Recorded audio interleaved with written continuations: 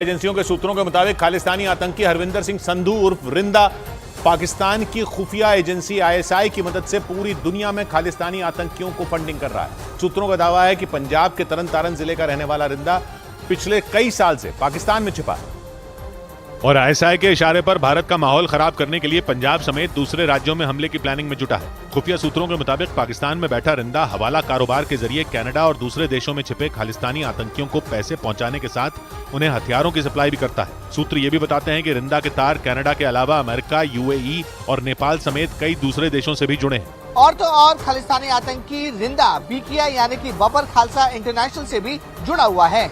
खुफिया सूत्रों का दावा है कि आतंकी पाकिस्तान से सोशल मीडिया के जरिए दुनिया भर में मौजूद खालिस्तानी आतंकियों के संपर्क में रहता है, जिसमें उसकी पूरी मदद आईएसआई करती है। दावा तो ये भी है कि रिंदा अंडरवर्ल्ड डॉन दाऊद इब्राहिम के भी संपर्क में है और उसी की मदद से वो ड्रग्स और हथियारों की तस्करी करता है।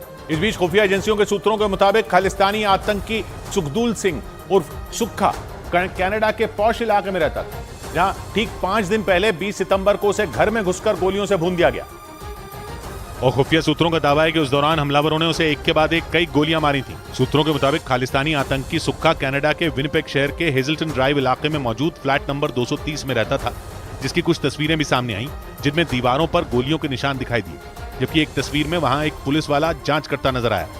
खुफिया सूत्रों का दावा है कि खालिस्तानी आतंकी सुक्खा अर्शदीप डल्ला का राइट हैंड था और डल्ला अक्सर उससे मिलने भी वहां आया करता था। सूत्र ये भी बताते हैं कि डल्ला ने ही सुक्खा को ये फ्लैट रहने के लिए दिलवाया था। खुफिया सूत्रों का दावा है कि कत्ल से ठीक पहले सुक्खा के इस फ्लैट पर अर्शदीप डल्ला भी मौजूद था, लेकिन हमला होने से कुछ देर पहले ही वो वहां से निकल गया था, जिससे उसकी जान बच गई। उधर खालिस्तानी आतंकी हरदीप सिंह निज्जर की हत्या पर बार बार झूठे आरोप लगाने में लगे जस्टिन ट्रूडो पर कनाडा में बसा बलोच समुदाय भड़क गया। कनाडा में बलोच समुदाय के अधिकारों के लिए काम करने वाले संगठन Baloch human rights council of Canada ने ट्रूडो को आईना दिखाया और सवाल पूछा कि वो कनाडा में मारी गई बलोच मानवाधिकार कार्यकर्ता करीमा बलोच पर चुप्पी क्यों साधे बैठे हैं, जबकि करीमा बलोच करीब 3 साल पहले दिसंबर 2020 में पहले लापता हुई थी और फिर उनका शव मिला था। करीमा बलोच की हत्या के पीछे पाकिस्तान का हाथ होने का शक जताया गया था, मगर कनाडा की पुलिस को इस मामले में कोई साजिश नजर नहीं आई थी। वहीं जून में कनाडा में मारे गए खालिस्तानी आतंकी हरदीप सिंह निज्जर को प्रधानमंत्री ट्रूडो इंसाफ दिलाने निकले हुए हैं। इसी बात पर आग बबूला Baloch human rights council of Canada ने ट्रूडो को एक खत लिखा और पूछा कि उन्होंने करीमा बलोच की हत्या पर कभी कुछ क्यों नहीं बोला। खत में ट्रूडो पर सीधा आरोप लगाया गया कि वो निज्जर की हत्या का मामला सिर्फ वोट पाने के लिए उछाल रहे हैं, क्योंकि कनाडा में सिख समुदाय के लोग बहुत ज्यादा हैं, जबकि वहां बसे बलोच समुदाय की आबादी कम है। एजेंसियों के सूत्रों के मुताबिक कनाडा में मौजूद गुरुद्वारों में खालिस्तानी आतंकियों का दबदबा होने के दावे पूरी तरह बेबुनियाद हैं। यहां तक कि कनाडा में खालिस्तानी आतंकियों के साथ हमदर्दी के दावों में भी सच्चाई नहीं है।